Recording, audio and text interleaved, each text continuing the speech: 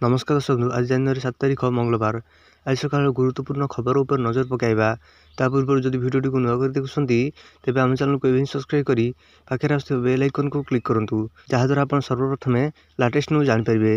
पुणी आलू देला टेंशन किलोग्राम पिछा 10 टका बढ़िला भुवनेश्वर बजार में पुणी बढ़ी आलू दर मझे पश्चिमबंग मुख्यमंत्री ममता बानार्जी आलू अटकाई देथिबारु आलू दर 50 टका जाए बढ़िथिला। हठात अति दरकारी परिबा आलू किलोग्राम पिछा 10 टका उच्चा होईछि। तेणु खुचुरा बजार में केउंठी 40 तो केउंठी 45 बिक्री हेलाणी आलू।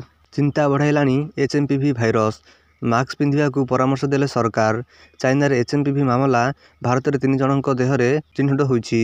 एचएमपीवी भूताणु कर्नाटक 2 एवं अहमदाबाद गोटे मामला सामना को आसीछि।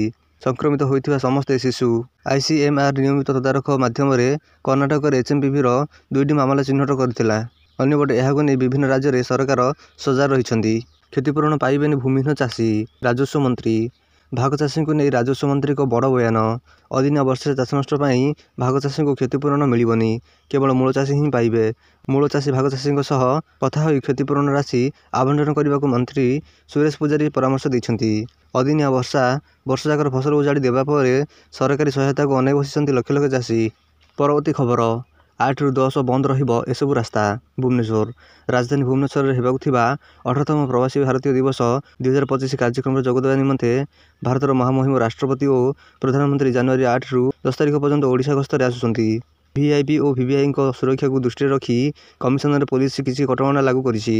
एही कटकणा अनुसार कौनसी जानवाहन एही रास्ता यातायात करिपारिबे नाही। ओडिशा को फेरिला बर्ड फ्लू खोलाखोली चली चिकेन बिक्री। कृष्णप्रसाद किसी दिन व्यवधान पर पुणी ओडिशा को फेरी बर्ड फ्लू। पुरी जिला कृष्णप्रसाद अंचल विभिन्न कुकुड़ा फार्म में शताधिक संख्यार पक्षी मर्डर आरंभ होईछि।